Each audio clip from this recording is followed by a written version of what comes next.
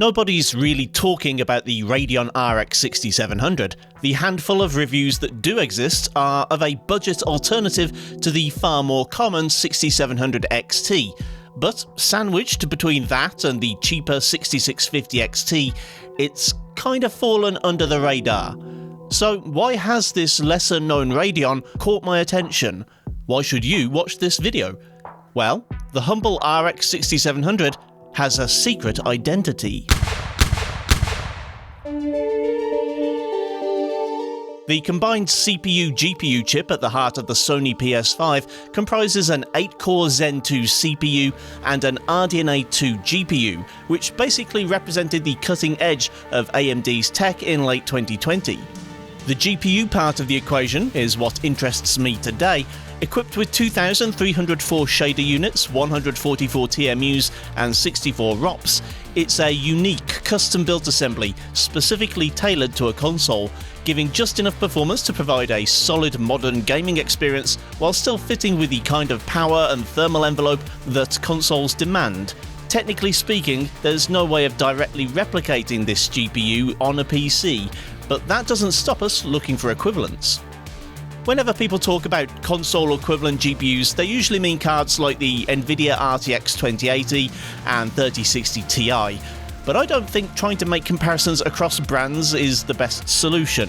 The true closest equivalents to console GPUs built on AMD architecture can only really come from AMD themselves. Whereas the Xbox Series X GPU is also based on RDNA 2, its 3328 shader units and 208 TMUs don't directly align with anything on the consumer market.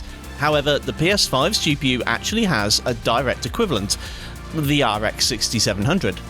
With the same number of shader units, TMUs and ROPs, the actual physical silicon in the two GPUs would appear to be exactly the same, with differences coming in how that silicon is clocked, how much memory it has access to, and how quickly it can access it.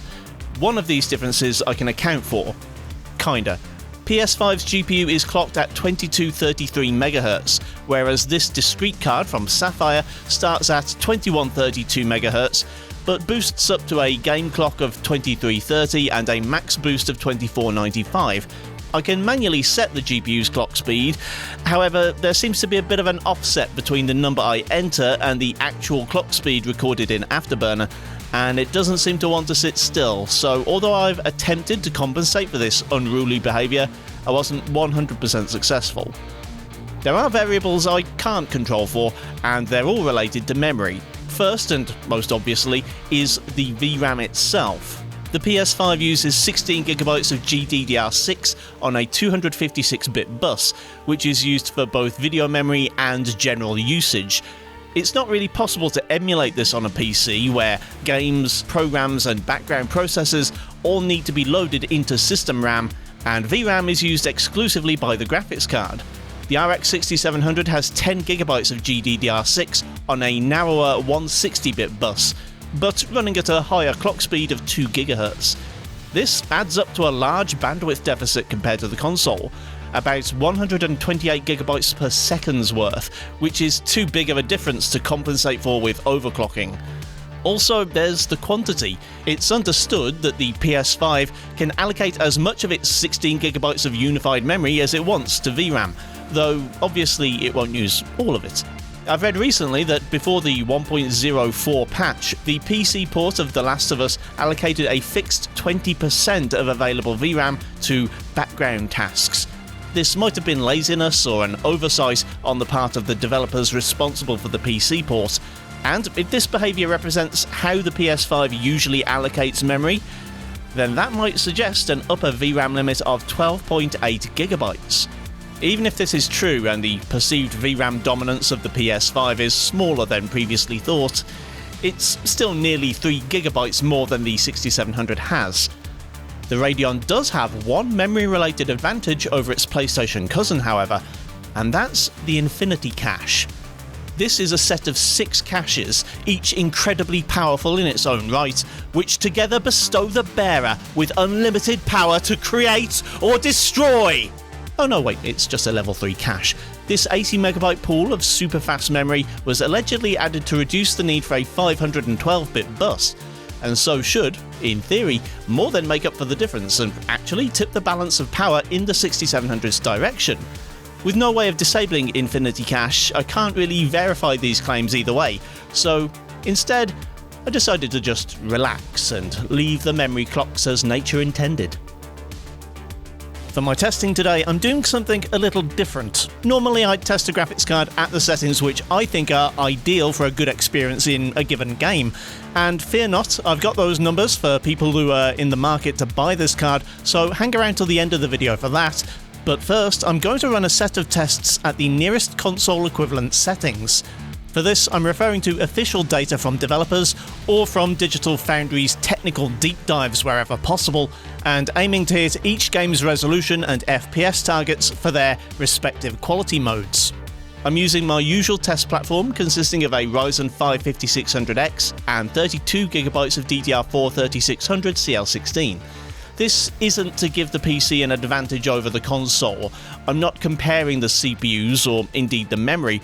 I'm most interested in seeing the GPU's performance, and the best way to do that is to use components which won't drag the frame rates down. While Sony have been making big moves into the PC ecosystem of late, it's not giving up its PS5 exclusives easily.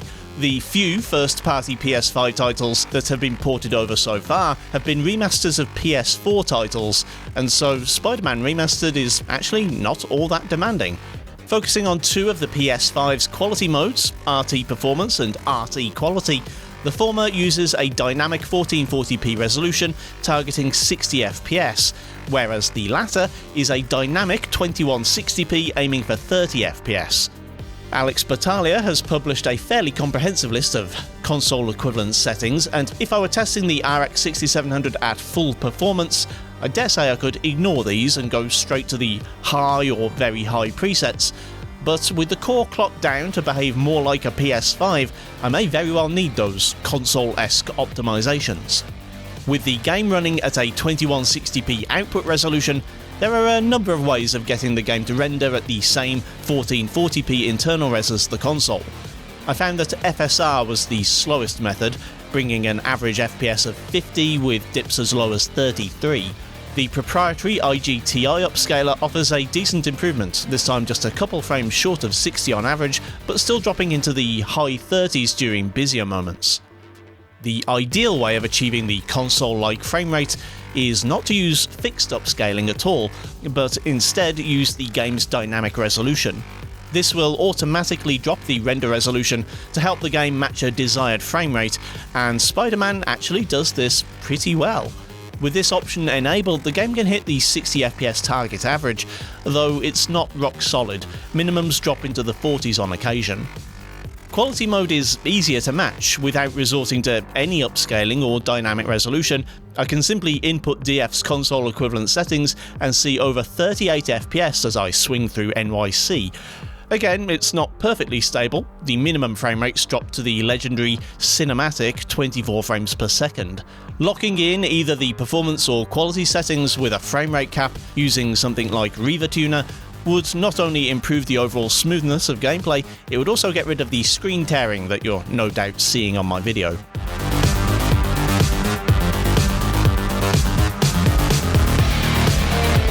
The 2022 remake of the 2014 remaster of 2013's The Last of Us made its way to PC recently, and if that fact isn't news to you, then you probably aren't surprised to hear that the PC port has been somewhat troubled. So far, Digital Foundry has yet to release an equivalent settings guide, but we know that the performance mode runs at 1440p with a 60 FPS target.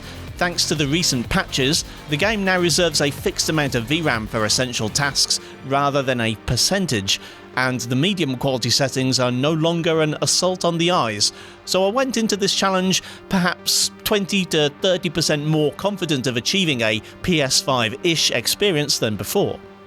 In fairness, and some grudging tribute to the developers, it's kinda there. At 1440 medium, without any tweaks to the settings, my test run falls only a few points short of a 60 average, with drops just below the magic 50, and according to the MSI Afterburner overlay, we're a long way from taxing the 10 gigs of available VRAM. To refine this further, I dropped the render resolution by a further 10%. Given the surprising amount of surplus VRAM I had to hand, I also pumped up a few texture and shadow settings. By the end of my tweaking, I was up in the 8.5 to 9GB range, and could still have stood to see a little more quality in the shadows, but average FPS was now 64 with lows of 54. Considering where this game started life on the PC, I'm pretty happy with this result. Fidelity mode runs at 4K 30fps on the original console, and this was a close call for the Radeon. At full 2160p, again using the medium preset, with some texture settings adjusted to high, I'm reaching the VRAM danger zone. By the end of the run, the average was just barely above 30fps, but for long stretches of the game, the frame rate is stuck in the high 20s. I'd be inclined to drop resolution scaling to 90% again rather than spend time tweaking settings, but regardless, I think some more adjustments are required to more perfectly match the PS5 here.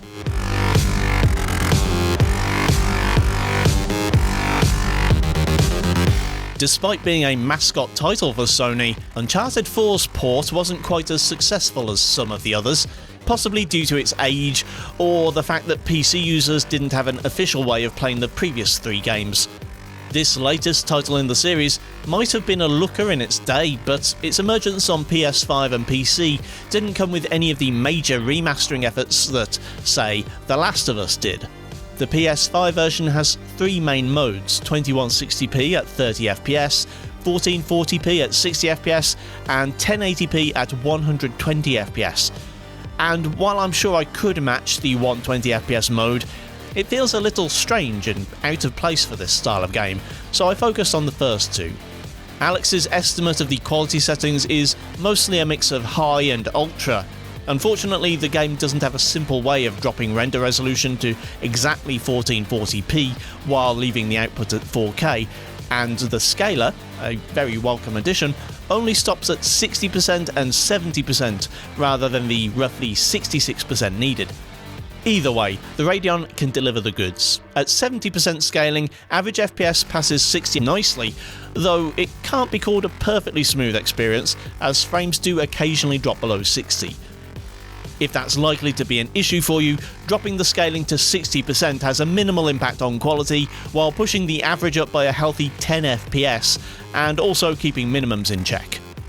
Full 4K has no trouble here. With a 30fps target, I didn't need to make any adjustments from the DF settings to stay well above that mark, averaging just below 38fps with minimums of over 33. I'm not really a fan of the look of the shadows at these settings, and as VRAM usage is currently less than 8 gigs, I think there's probably a case to be made for pushing shadows and maybe textures up to ultra just to make things look a little less last gen.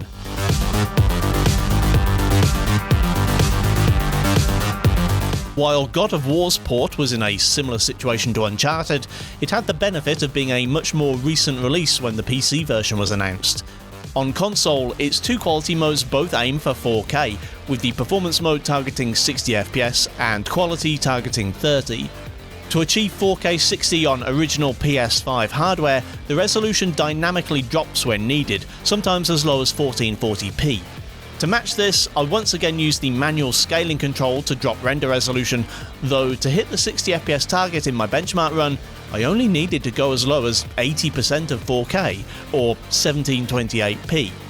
There was no need to go trawling through DF videos for equivalent settings, as God of War has a preset titled Original, which gives PC users the PlayStation's quality settings, and with this dialed in, I was able to hit a 66fps average, with small dips below 60 at times. Obviously, a little more scaling could help iron out those dips, and given how intensive the game's cutscenes can be, it's probably worth going to 70 or 60% resolution instead.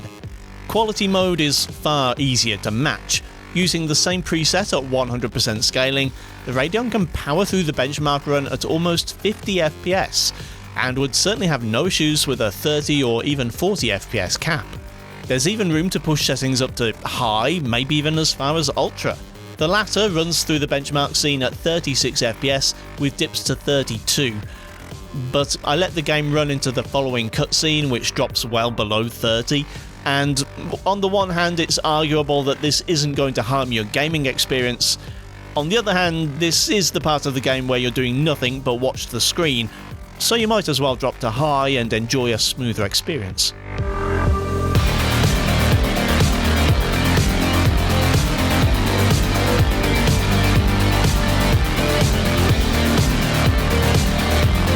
Moving away from Sony properties, EA's Star Wars Jedi Survivor released on console and PC last week to something of a wet fart.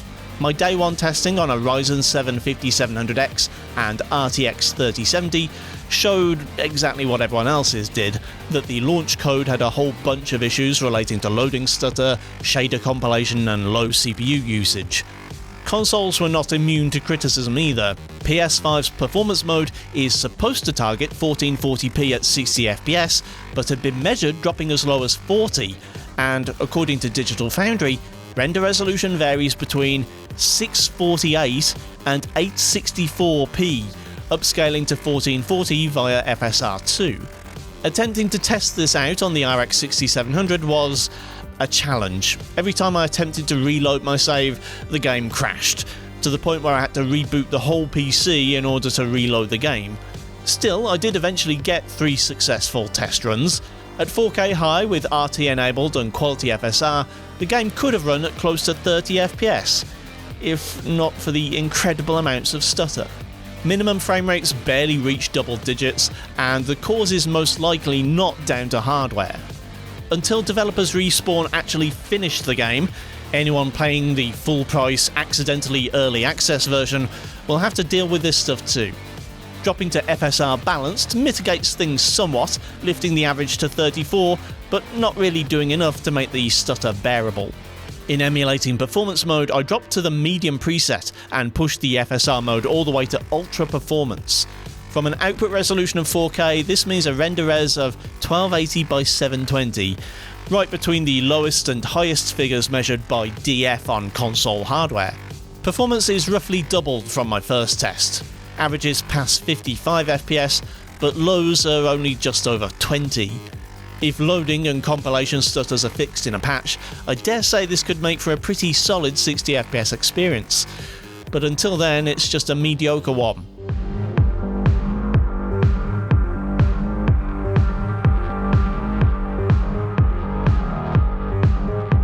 The one area where consoles will be hamstrung in the future when compared to PC is in the implementation of ray tracing.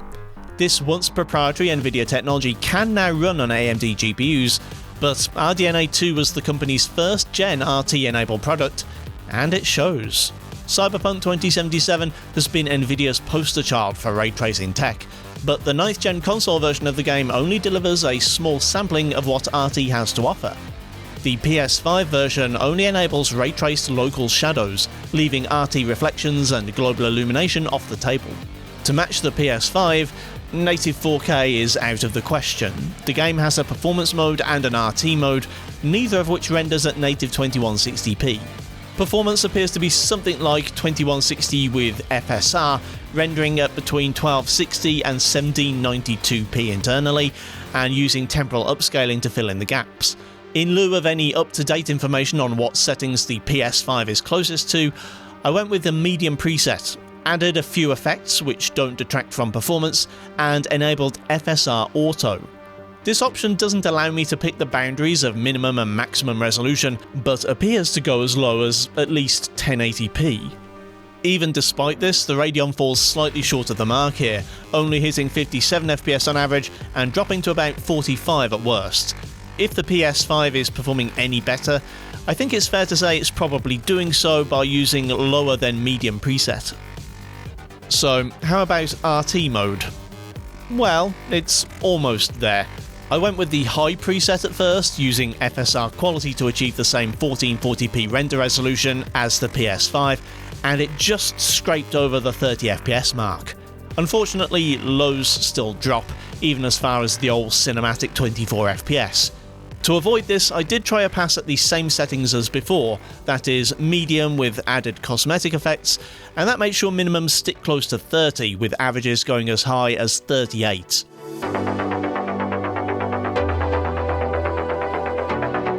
While everyone else is remaking and remastering their old games, CDPR is out there making a big song and dance out of patches. The Witcher 3's 9th gen patch was a pretty big deal, about as close to a remaster as we're ever likely to get, and thanks to the PR fallout from Cyberpunk, the update was free to existing owners. The two distinct modes I'm comparing are performance and ray tracing. The former is your standard 2160p using dynamic scaling or DRS to achieve 60 FPS. The latter targets 30 FPS with RT enabled using FSR at a maximum of 1440p. Performance mode wasn't too hard to match. I don't know exactly what quality settings the game's using, but both medium and high presets hit the same 60 FPS average, with a 9 FPS difference between 1% lows. Obviously, this isn't a perfectly smooth experience, but my test run is through Novigrad, and I don't think consoles can achieve a flat 60 here either. The RT mode took some tweaking to get right on consoles, and saw the release of a dedicated RTAO performance mode on PC that is equivalent to that used on the PS5 and Series X. Using that option, in addition to the high preset and the usual RT settings, I dropped to 1440p and enabled FSR Auto, but couldn't achieve a constant 30 FPS.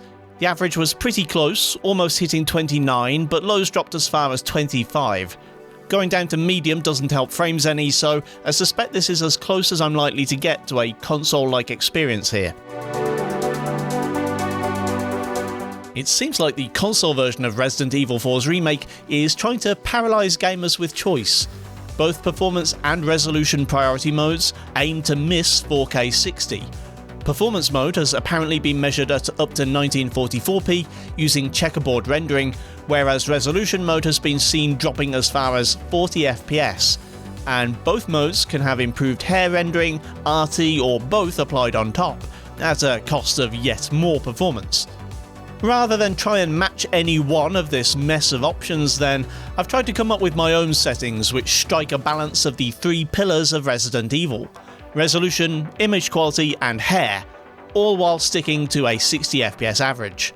My starting point was the balanced preset, but I figured I still had plenty of room to work with, so I increased anisotropic filtering to 4 times, textures to the high 3GB setting, and enabled the all-important RT and normal hair strands features.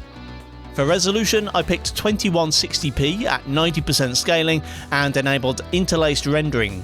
The average FPS just creeps over 60, with lows only dropping to about 48. You could probably pick a higher resolution and still obtain 60 FPS by sacrificing Leon's hair strands, but I'm sorry, that's just no way to live.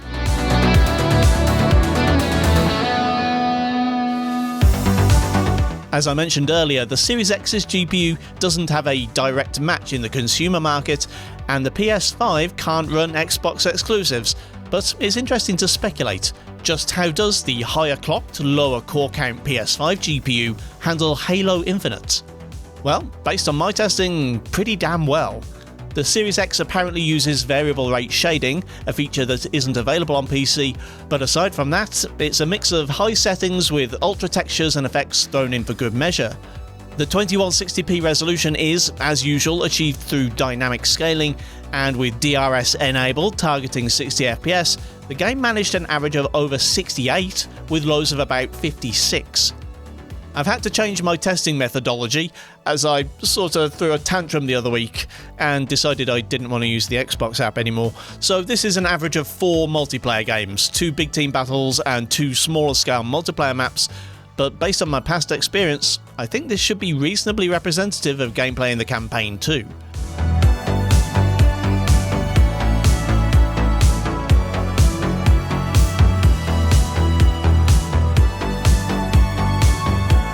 Forza Horizon 5 launched on Series X with 2 principal modes, one aiming for 4K 30, the other aiming for 4K 60. At the time, ray tracing wasn't being offered outside of certain moments within the game, like photo mode or Forza Vista, the showrooms dotted around the map that let you examine your cars up close. Although in-gameplay RT is apparently now a feature of the PC version, it still doesn't appear to have made its way to the console. I say apparently because the Extreme preset, which I used for my 4K 30 test, is clearly not using RT all the time. You can see here there are self-reflections in photo mode that don't appear in open world gameplay. Maybe this is a limitation placed on Radeons, maybe I'm missing something, but regardless, this is as high quality as the RX 6700 gets at 4K, and it still manages a 42 FPS average and doesn't drop below the mid-30s. Reaching a constant 60 only requires dropping the preset from extreme to high, which earns an average score of 67 FPS in the benchmark run.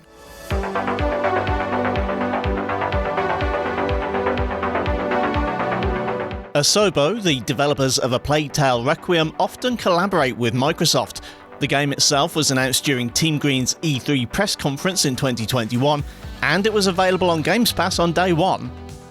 With that in mind, it might come as a surprise that not only is it not an Xbox exclusive, but it's actually a Crysis-style GPU melting beast that won't be running at its highest settings on an average PC anytime soon.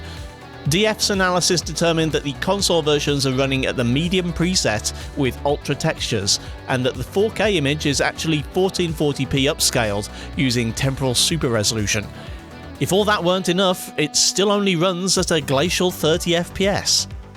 Matching those settings on PC is simple enough. The game doesn't support FSR but has its own upscaler, which is vague on details but uses the same terminology as the original version of FSR. It's safe to assume that quality means the same here as it does elsewhere, so the fact that it can barely pull off a 30 FPS average is a little disappointing.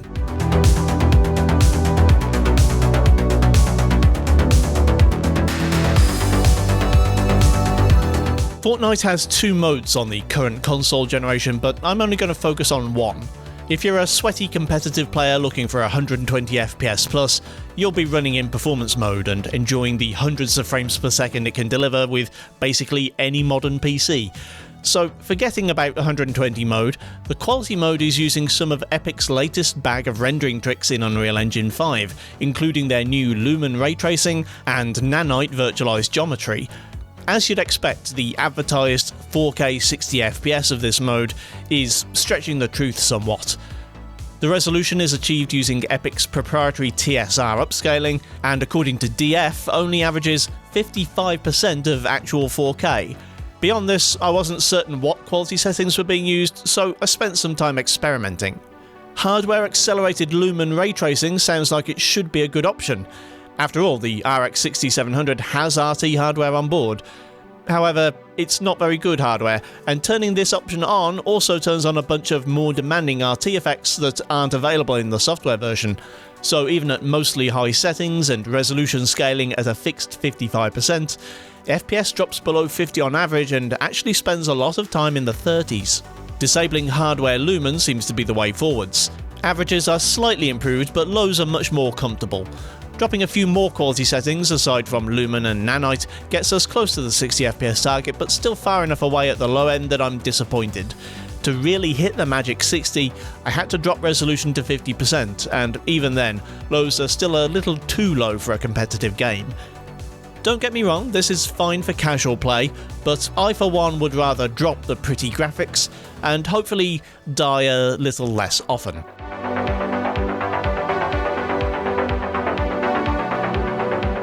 Finally, Warzone 2 has two performance modes, one targeting 60 FPS, the other 120, both upscaling to 4K from a minimum resolution of 1080. As with Fortnite, I focused on the 60 FPS mode using 4K Ultra with dynamic resolution scaling to just about achieve the target frame rate. 1% lows were a bit too low in my opinion, and dropping to the balanced preset might help in that regard.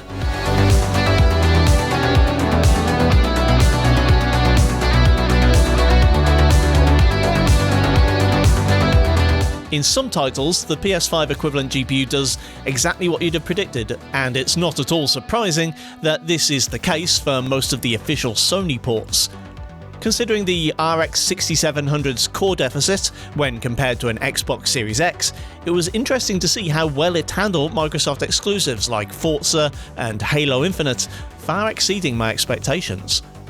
Anyway, with the console comparisons out of the way, the video is kind of dragging on longer than I'd hoped, but I promised I'd give you the full normal performance figures, and here they are.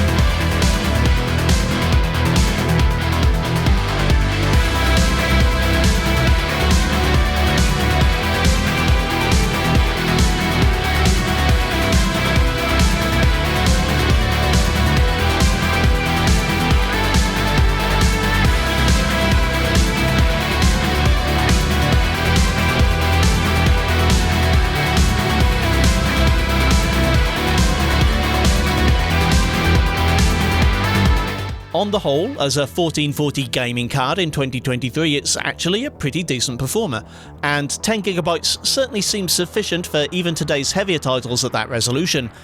But I have a couple of reservations about the 6700 as a product.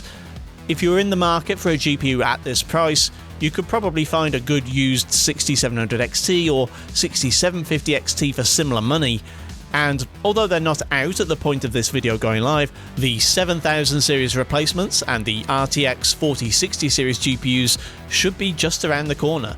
For the right price, the RX 6700 could be a good pickup, and existing owners should be happy with theirs for a while yet. But in a crowded market, there's not a whole lot to make it stand out.